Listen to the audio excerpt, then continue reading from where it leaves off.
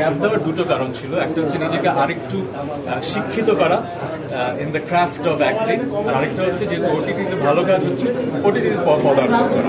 সেই 2 বছরের মাঝে আসলে অনেকগুলো স্ক্রিপ্ট আমি পেয়েছি ওটিটি থেকে, কিন্তু ওটিটির একটা কালচার আমরা দেখতে পাচ্ছি যে থ্রিলার বেস, নেগেটিভ চরিত্র বেস।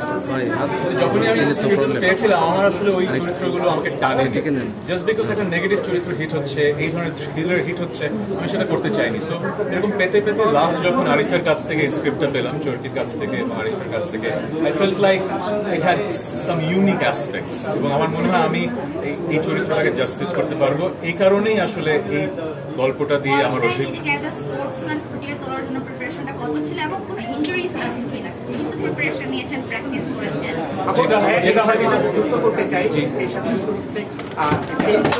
একটা প্রশ্ন সেটা আর একটা প্রশ্ন এই চরিত্র করতে গিয়ে ওজন বাড়ানো বা কমানোর কোনো বিষয় ছিল? হ্যাঁ, বাড়ানোর বিষয় ছিল। আমি যেহেতু একজন পরন্ত বিকেলের ক্রিকেটার, আমি একদম ইয়াং না, সো আমাকে একটু ওজন বাড়াতে হয়েছে, আমাকে একটু বোঝাতে হয়েছে আমার ফিটনেস খুব একটা ভালো না। কারণ আমার টিমে এমন হয়তো আরো চরিত্র আছে যারা ইয়াং, যারা আমার জায়গাটা নিয়ে নিতে চাচ্ছে, তারা মোর ফিট। সো আমাকে একটু বড়, আমি যখন আরিফের সাথে প্রথমে কথা বলছিলাম যে আমাকে কি একদম ফিট হতে হবে, বলে না উল্টা আপনাকে একটু মোটা হতে হবে। আমি কেন? কারণ আপনি তো আসলে পরন্ত বিকেল, আপনাকে এখন টিম থেকে বাদ দেওয়া হবে হয়তো, সো আপনি your not at the best shape, so আমাকে উল্টো আরো একটু ওজন বাড়াতে। ভাইয়া বেশ কিছু গণমাধ্যমে, ভাইয়া আমি একটু ভাইয়া বেশ কিছু গণমাধ্যমে বলা কিছু শিরোনাম হয়েছে যে তাহসান আর গান গাইতে পারবেন না, কণ্ঠজনিত কোনো সমস্যা। এটা নিয়ে যদি আপনি একটু ব্যাখ্যা দিতেন যে আসলে একটা ঘটনাটা কি হয়েছে আপনার, বা কি অসুস্থতায় ভুগছেন আপনি।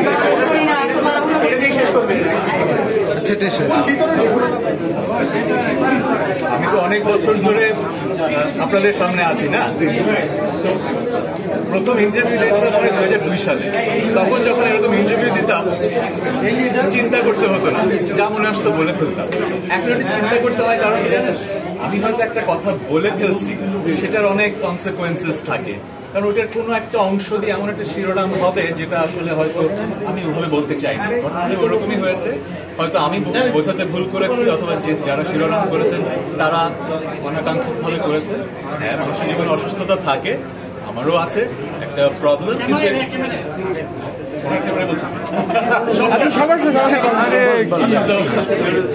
চিকিৎসাধীন আছি, কিন্তু আমি গান গাইতে পারি, গান গাইতে পারবো, টেনশন করবো।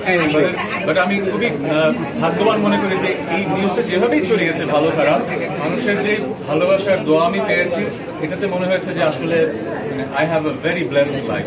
বাজিতে আমরা কোনো গান থাকি? বাজিতে কোনো গান থাকে।